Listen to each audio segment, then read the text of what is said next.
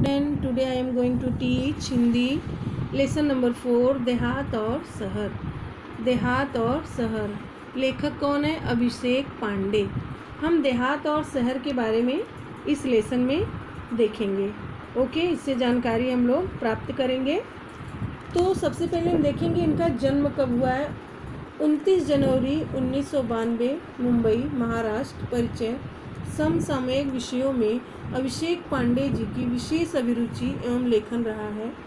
प्रस्तुत पत्रों में लेखक ने देहात और शहर के अपने सुख दुख एवं बढ़ती हुई जनसंख्या के अभिशाप पर अनेक सुझाव दिए हैं। इसमें हम देखेंगे गांव और शहर। ठीक है, गांव मतलब देहात, शहर तो आप जानते ही हैं शहर है। ठीक है, अब हम देखेंगे कि अब देखो इधर दिया है ना, खोजबीन दिया है। ये देखो डॉक्टर, डाकघर से प्राप्त सेवाएं बताओ और संकेत स्थलों से अन्य सेवाएं ढूंढकर उनकी सूची बनाओ। सेवाओं के नाम, कब ली जाती है वो सारी चीज़ें हैं एक्सेट्रा। तो अभी हम देखेंगे प्रिय मित्र शहर, है ना। अब देहात किससे बात कर रहा है? शहर से। प्रिय मित्र शहर नमस्कार, है ना। दिनांक 1 अगस्त कितना है? 2017। अब देखेंगे कल तुमसे बात हुई, मेरे सुख दुख के संबंध में पूछा, धन्यवाद। बोल रहे हैं कि कल तुमसे बात हुई, तूने मेरे सुख दुख के बारे में पूछा, उसके लिए बहुत बहुत धन्यवाद।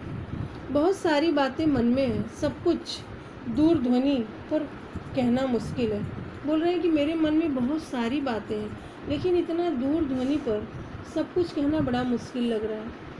सोचा पत्र ही लिख लूँ, है ना, क्योंकि इतनी सारी बातें दूरध्वनि पे करना मुश्किल हो जाता है। तो उसने सोचा मैं एक पत्र लिख लेता हूँ। अब मैं अपना दुखड़ा क्या रोऊँ, चलिए इस बार कुछ अच्छी बातें भी तुमसे साझा करता हूँ। मतलब बोलते हैं कि अब मैं तुमसे क्या अपना दुखड़ा रोऊँ, कुछ अच्छी बातें हैं जो मैं तुमसे साझा करता हूँ। ये देहात लिख रहा है शहर को चिट्ठी, मतलब लेटर। डिजिटल क्रांति का थोड़ा असर हमारे गांव में भी दिखाई पड़ने लगा है। क्या बोल रहे हैं देहात शहर से कि डिजिटल क्रांति का थोड़ा असर हमारे गांव में भी दिखाई पड़ने लगा है। मोबाइल के माध्यम से नित्य नवीन सूचनाएं हम तक पहुंचने लगी है।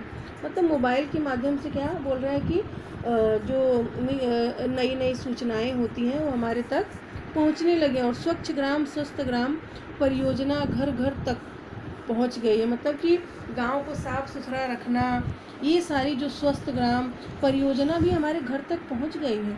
ये सब मैं तुम्हें अच्छी बातें बता रहा हूँ। ग्राम जन भी शिक्षा, स्वस्थ रोजगार, खेती के नवीन औजारों से आधुनिक खेती की पद्धतियों को थोड़ा थोड़ा जानने लगा है। मतलब जो बोल रहे हैं कि ग्राम जन, जो गांव के लोग हैं, वो लोग भी शिक्षा और स्वास्थ्य, रोजगार और खेती के नए नए औजार, आधुनिक चीज़ें, पद्धतियों को जो थोड़ा थोड़ा जानने लगे। मतलब कि ऐसी ऐसी चीज़ें हम लाएंगे तो हमारी खेती भी अच्छे से होने लगेगी। आपको पता है ना कि पहले किसान लोग सिर्फ बैल और हल ही चलाते थे। दो बैल लेते थे और लकड़ी का हल और लोखंड का कुछ तो रहता था, उसी से खेत को जोतते थे। लेकिन अभी ग्रामीण विभाग में भी बहुत सारी आधुनिक चीज़ें बढ़ गई हैं ना। देखो अभी ट्रैक्टर से खेत जुताई होती है, काटने की मशीन होती है, बहुत सारी चीज़ें होती हैं ना, सुविधाएं शुरू हो गई हैं। तो घर घर में शौचालय जैसी सुविधा के प्रति लोग जागरूक हो रहे हैं। अभी आपको पता है ना कि पहले शौचालय शहरों में होता था, गाँव में नहीं होता था, है ना। तो उस देहात वाला शहर वाले से बता रहा है कि ये सारी चीज़ें हमारे गांव में अच्छी अच्छी हुई हैं, जो इन सब चीज़ों के लिए सब लोग जागरूक हो रहे हैं। हालांकि कुछ परेशानियां अब भी वहीं की वहीं हैं। बोल रहे हैं कि वैसे तो बहुत सारी ऐसी परेशानियां जो जैसे कि तैसे ही पड़ी है, उसका कोई बदलाव नहीं हुआ है। पीने का पानी लाने के लिए दूर तक जाना पड़ता है। आपको पता है ना, पीने का पानी लाने के लिए दूर तक जाना पड़ता है। ऐसे पहले गांव में बहुत दुविधाएं रहती थी। मेरे यहाँ विद्यालय तो हैं, पर उनमें आवश्यक सुविधाएं नहीं हैं। बोल रहे हैं कि विद्यालय मतलब स्कूल तो हैं हमारे इधर, लेकिन उसमें जो सुविधा होनी चाहिए, जो आवश्यकता होनी चाहिए, वो तो हमारे पास मतलब हमारे विद्यालय में नहीं है। और महाविद्यालय तो हमारे गांव से बहुत दूर है। मतलब इतना दूर है कि हम वहाँ जाना हमारे लिए बहुत मुश्किल है। और तुम्हारे बारे में सोचता हूँ तो लगता है कि तुम्हारे पास अत्याधुनिक और अच्छी सुविधाएं विकसित तकनीक है। बोल रहा है देहात शहर से कि जब मैं तुम्हारे बारे में सोचता हूँ तो मुझे बड़ा अच्छा लगता है कि तुम्हारे पास वो सारी सुविधाएं हैं जो तुम्हें चाहिए, तुम्हें विकसित करेगी हो। तुम्हारी दिन दुनी रात चौगुना उन्नति हो रही है। बोल रहा है कि तुम्हारी उन्नति मतलब तुम्हारा इतना ज्ञान बढ़ रहा है, तुम आगे बढ़ रहे हो, दिन दुना चौगुनी उन्नति तुम्हारी हो रही है। तुम कितने सुखी हो। देहात बोल रहा है शहर से, यार तुम कितने सुखी हो। यातायात के आधुनिक साधन, पक्की चौड़ी सड़कें, बड़े बड़े शॉपिंग मॉल और 24 घंटे बिजली की सुविधा तुम्हारी शान में 4 चांद लगा देती है। देहात बोल रहा है यार तुम्हें तो इतनी सारी सुविधाएं हैं। यातायात मतलब आने जाने की सुविधा, बहुत बड़ी सड़क, पक्की सड़क जो होती है, और फिर सड़क होती है, फिर उस बड़े बड़े शॉपिंग मॉल मतलब जो शहरों में मॉल होते हैं बड़े बड़े वो, और 24 घंटे बिजली मतलब लाइट 24 घंटे रहती है। यार गांव में तो ऐसा कुछ भी नहीं रहता। ये सारी सुविधाएं यार वहाँ पे 4 चांद लगा देती हैं तुम्हारे शान में। कभी कभी बहुत मन उदास हो जाता है। एक ज़माना था जब मेरे यहाँ बहुत खुशहाली थी। बोले कि कभी कभी क्या होता है, मेरा मन उदास हो जाता है। एक ज़माना था जो मेरे इधर बहुत खुशहाली थी और फिर चारों तरफ हरियाली थी। खुशहाली थी तो हरियाली थी, है ना। और पर अब पहले जैसी रौनक नहीं रही। बोल रहा है कि लेकिन अब पहले जैसी रौनक नहीं रही। मैं असुविधा, बेरोजगारी, आपसी झगड़े, गुटबाजी, अशांति जैसी समस्याओं से घिरता हूँ। बोल रहा है कि ये सारी समस्याएं मेरे सामने आ जाती हैं, मैं इन सब से घिर जाता हूँ और घिरता जा रहा हूँ। फिर वहाँ के कुछ अशिक्षित और अल्प शिक्षित लोग परिवार कल्याण के प्रति आज भी उदासीन हैं। मतलब अशिक्षित जो पढ़े लिखे नहीं रहते, अल्प शिक्षित मतलब जिनको कम ज्ञान होता है, उनको बिल्कुल ज्ञान नहीं होता है, वो लोग जो हैं परिवार कल्याण के प्रति आज भी उदासीन हैं। जनसंख्या भी बढ़ रही है, उनके लिए यहाँ काम धंधा भी नहीं है। मतलब जनसंख्या बढ़ रही है वहाँ पे गांव में, और काम धंधा रोजगार कुछ भी नहीं है, और रोजगार की तलाश में लोग शहर जा रहे हैं। जब गांव में रोजगार नहीं रहेगा तो शहर जाना ही पड़ता है। यहाँ काम के लिए मजदूर नहीं मिल रहे हैं। शहरी चमक दमक और आधुनिक सुविधाओं की ओर आकर्षित होकर लोग मुझे अकेला छोड़कर तुम्हारी ओर दौड़ रहे हैं। देहात क्या बोल रहे हैं कि सब शहर की चमक धमक देख कर के, वहाँ की चीज़ों को देखकर, सुविधाओं को देखकर आकर्षित हो रहे हैं, और सब मुझे अकेला छोड़कर तुम्हारी ओर भागे जा रहे हैं, दौड़ रहे हैं। और यहाँ स्वस्थ सुविधाएं भी नहीं हैं। मतलब गांव में बीमारियां हैं पर पर्याप्त मात्रा में, सुसज्ज और अच्छे अस्पताल नहीं हैं। मतलब गांव में क्या है, सुविधाएं तो नहीं है, और कोई बीमार हो गया तो अच्छा हॉस्पिटल भी नहीं है। लोगों को ठीक समय पर दवा नहीं मिल पाती है। मतलब गांव में क्या होता था पहले कि लोगों को सही समय पे दवा भी नहीं मिल पाती थी, वो लोग हॉस्पिटल भी नहीं जा पाते थे, बहुत सारी असुविधाएं थी। मेरा परिवार टूट सा रहा है, बताइए मैं क्या करूं। बोल रहा है कि यार मैं क्या करूं, मेरा परिवार तो इतना टूट गया है कि अब मैं क्या करूं, तुम ही मुझे बताओ। तुम्हारा मित्र देहात। अब देहात ने शहर से तो बात कर ली है, अब देखते हैं कि शहर देहात से क्या बात करता है ना। अब वो कैसे लिख रहा है पत्र, दिनांक 15 अगस्त 2017। प्रिय मित्र देहात, नमस्कार। आज स्वतंत्रता दिवस है, इस उपलक्ष्य में हार्दिक बधाई। बोल रहे हैं कि आज 15 अगस्त है, उसके लिए तुम्हें हार्दिक बधाई। पत्र मिला, तुम्हारी प्रगति के बारे में जानकर खुशी हुई मित्र। परिवर्तन सृष्टि का नियम है। परिवर्तन क्या है, सृष्टि का नियम है। भला तुम्हारी स्थिति क्यों न बदलती, धीरे धीरे और भी विकास होगा। अभी शहर देहात से बोल रहे हैं कि मित्र चिंता मत करो, तुम्हारे इधर इतनी प्रगति हुई है तो धीरे धीरे और भी प्रगति होगी, और भी विकास होगा। धीरे धीरे रे मना, धीरे सब कुछ होए, माली सींचे 100 घड़ा, ऋतु आए फल होए। मतलब कि सब काम धीरे धीरे होता है। माली भी अपना बगीचा सींचता है, लेकिन धीरे धीरे से होता है ना। जब बारिश होती है तो फटाक से हो जाता है ना। माना कि कुछ परेशानियां हैं। शहर क्या बोल रहा है देहात से कि माना कि कुछ परेशानियां हैं, वहाँ के परिवार तेजी से मेरे यहाँ आ रहे हैं, परंतु यहाँ आकर भी सब कहाँ सुखी हैं। चिराग तले अंधेरा है। जिन बस्तियों में जिन हालातों में वो रहते हैं, तुम सुनोगे तो और बेचैन और व्यथित हो जाओगे। मेरे यहाँ की दिन ब दिन बढ़ती भीड़ से मैं परेशान हो उठा हूँ। जिस चमक दमक की बात तुम कर रहे हो वह सबको कहाँ उपलब्ध है। तुम्हारे यहाँ से जो यहाँ आते हैं कई बार बाद में पछताते भी हैं। मतलब शहर का कहने का मतलब है कि जो लोग गांव से शहर में चले आ रहे हैं उनको वो सुविधाएं नहीं मिलती है जो बड़े लोगों को मिलती है, क्योंकि आपको शहर में आने के बाद अपना घर बनाना पड़ता है, घर को अच्छे से सजाना पड़ता है, तब सुखी संसार बनता है। लेकिन एक मजदूर इंसान कितना बढ़ाएगा। फिर वहाँ पे भीड़ बढ़ती जाती है और लोगों को रहने के लिए तकलीफ़ें भी बढ़ती जाती है। तो फिर अभी कैसे, फिर लोग आके यहाँ पे क्या होता है, पछताने लगते हैं कि मैं गांव में ही ठीक था यार, यहाँ पे क्यों आया, यहाँ पे इतनी असुविधा हो रही है मुझे। फिर देखो आगे देखते हैं, मैं चाहता हूँ कि तुम अपने लोगों को समय रहते अपना महत्व समझाओ। देहात शहर क्या बोल रहा है देहात से कि देहात मैं चाहता हूँ कि तुम अपने लोग जो शहर में आ रहे हैं उनको समय रहते वो महत्व समझाओ कि जो महत्व गांव में है वो शहर में नहीं है। छोटा परिवार सुखी परिवार, मतलब इसका कहने का मतलब है कि जो लोग परिवार की जनसंख्या बढ़ाते हैं, जिसको पहले के ज़माने में 6, 7, 8, 9, 10, 1, 5, 6 बच्चे रहते थे तो वो जनसंख्या बढ़ाने का काम करते। वही देहात से बोल रहा है कि उनको बोलो छोटा परिवार सुखी परिवार, मतलब बच्चे 1 बच्चे 2 बच्चे बस हो गए, इससे ज़्यादा नहीं, फिर वो लोग सुखी रहेंगे। बात अब उनकी समझ में आ जानी चाहिए। तुम उन्हें बुराइयों से दूर रखकर विभिन्न व्यावसायिक कौशलों, कंप्यूटर संबंधी जानकारी विकसित करने की तरफ ध्यान दो। मतलब क्या कर रहे हैं, शहर की ये सारी जानकारी अपने देहात वालों को दो कि ऐसे ऐसे कौशलों को प्राप्त करें, कंप्यूटर सीखे, विभिन्न व्यावसायिक जानकारी रखें, फिर उनका काम जो है विकसित होगा और फिर उनके तरफ ये सारी ध्यान दोगे। और खेल तो ग्रामीण जीवन की आत्मा है। खेल क्या बोल रहे हैं, ग्रामीण जीवन की आत्मा है। आपको पता है ना, स्पोर्ट में भी आजकल बच्चे बहुत आगे जाते हैं। जो गांव वाले ये सारी बातें पहले नहीं समझ पाते थे कि ये खेलने में क्या रखा है, बस पढ़ना है कमाना है, बस इतना ही मालूम था। लेकिन खेल में बहुत कुछ रखा है, ऐसा अब सबको रियलाइज हुआ है। फिर देखो दौड़ना, तैरना, पेड़ों पर चढ़ना उतरना तो वहाँ के बच्चों के रग रग में रचा बसा है।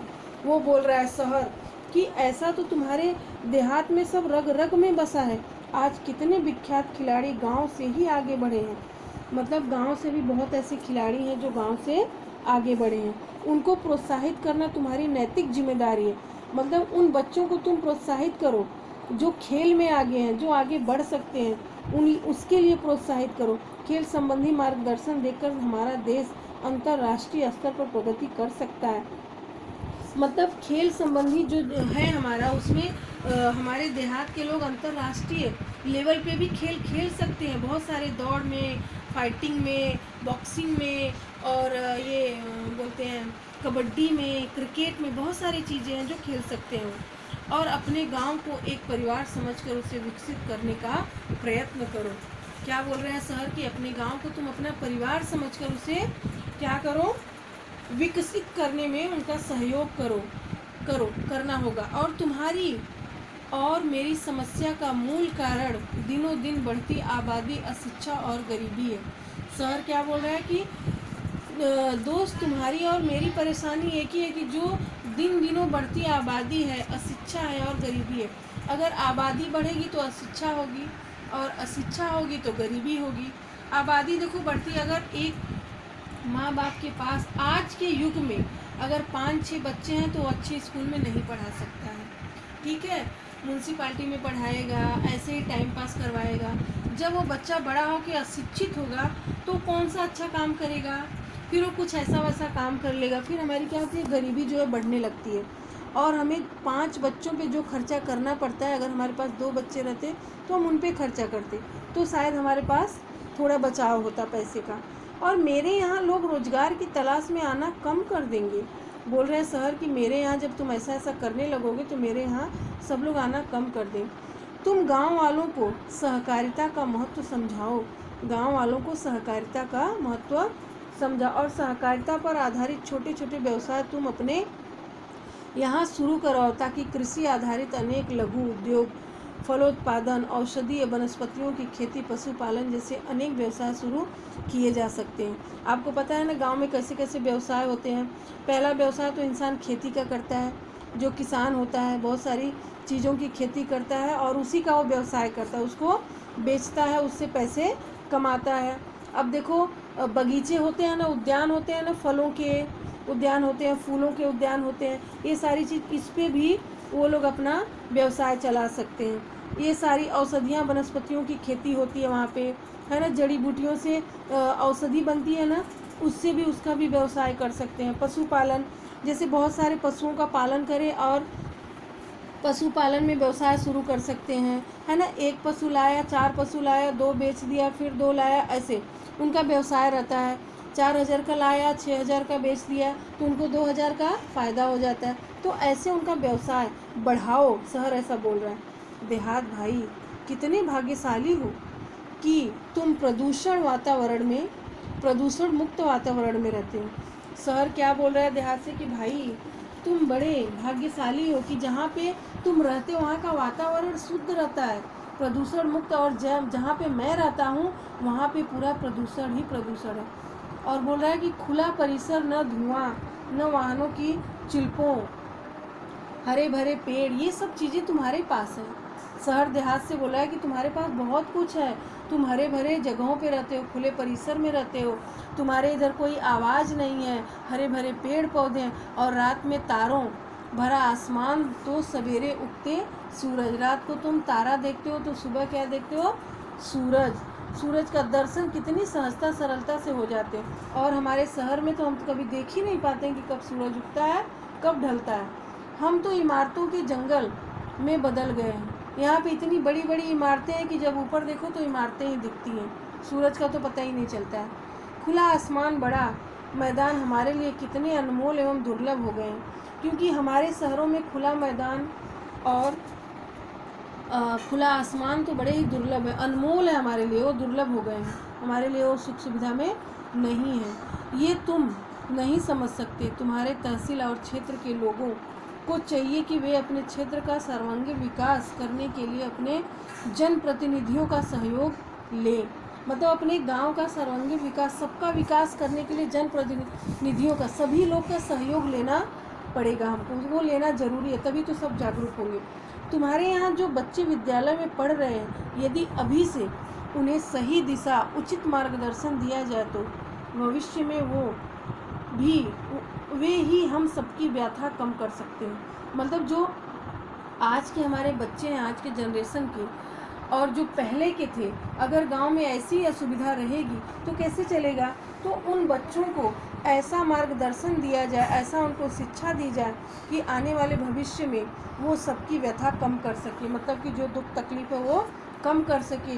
वे ही हमारे आशा स्थान है, मतलब जो वो बच्चे हैं वही हमारे आशा है और स्थान है। मुझे पूरा विश्वास है कि उन पर अवश्य ध्यान दिया जाएगा।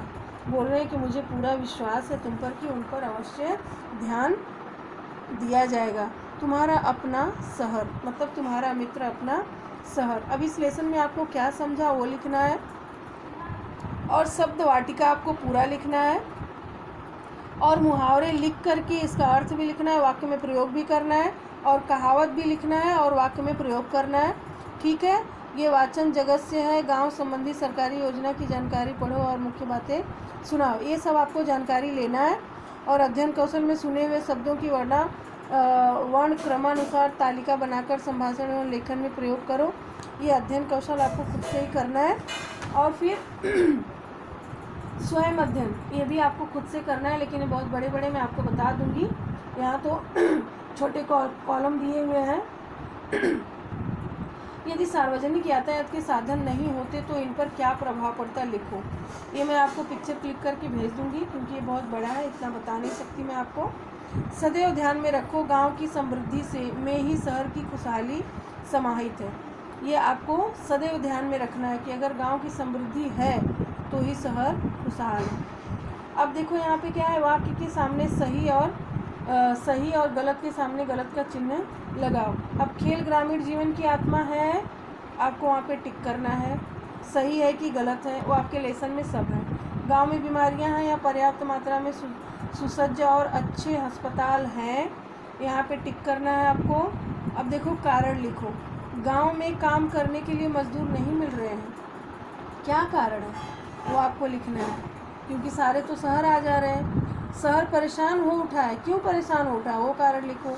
गांव बहुत उदास हो जाता है, क्यों गांव उदास हो जाता है वो कारण आपको लिखो। लेसन में मैंने आपको सब समझाया, इसलिए मैं इसमें नहीं बता रही हूँ, और मैं आपको भेज दूँगी पिक्चर क्लिक करके। अब देखो भाषा की ओर, निम्नलिखित शब्दों के लिंग बदलो और वाक्य बनाकर लिखो। अब देखो क्या करना है, इसका लिंग बदलना। देखो पहला आपको दिया है ना चाची, चाची का आपके इसमें दिया है ना चाचा जी प्रकल्प में मेरा मार्गदर्शन करते हैं। अब देखो ये बहुत बड़ा बड़ा ना, तो मैं आपको लिख के भी दे देती, तो मैं आपको बता देती हूँ इसका क्या आएगा। अब देखो पहला चाची है तो चाचा आया। अब दूसरा क्या है, अध्यापिका, तो अध्यापिका का क्या आएगा, अध्यापक। अब इसको वाक्य में प्रयोग कैसे करेंगे, हमारे हिंदी के अध्यापक बहुत ही हंसमुख हैं, ये मैंने लिखा भी है इधर। अब देखो तीसरा क्या है, अभिनेता, अभिनेता का क्या आएगा, अभिनेत्री। अब जो आपको अभिनेत्री पसंद है उसके बारे में आप लिख सकते हो। माधुरी दीक्षित अपने समय की सर्वश्रेष्ठ अभिनेत्री थी। अब देखो नेक्स्ट क्या है, गुड़िया, गुड़िया का क्या आएगा, गुड्डा। वारिजा ने मेले से एक गुड्डा खरीदा, है ना, आप कोई भी नाम ले सकते हो। अब देखो क्या है, ऊंट, ऊंट का क्या आएगा, ऊँटनी, मेरी ऊँटनी दौड़ प्रतियोगिता में प्रथम रही या आई। अब देखिए ससुर, ससुर का क्या आएगा, सास, हिमानी की सास उसे बहुत प्यार करती है। अब देखो क्या है, हंसिनी, हंसिनी का क्या आएगा, हंस, हंस मानसरोवर में रहते हैं। अब देखो क्या है, बालक, बालक का क्या आएगा, बालिका, बालिका रोते रोते हंसने लगी। आपको ये समझ में आ गया होगा, मैंने बता दिया आपको। होमवर्क में ये नोट डाउन करना है और होमवर्क आपको समय पे भेजना है मुझे। Okay children, thank you.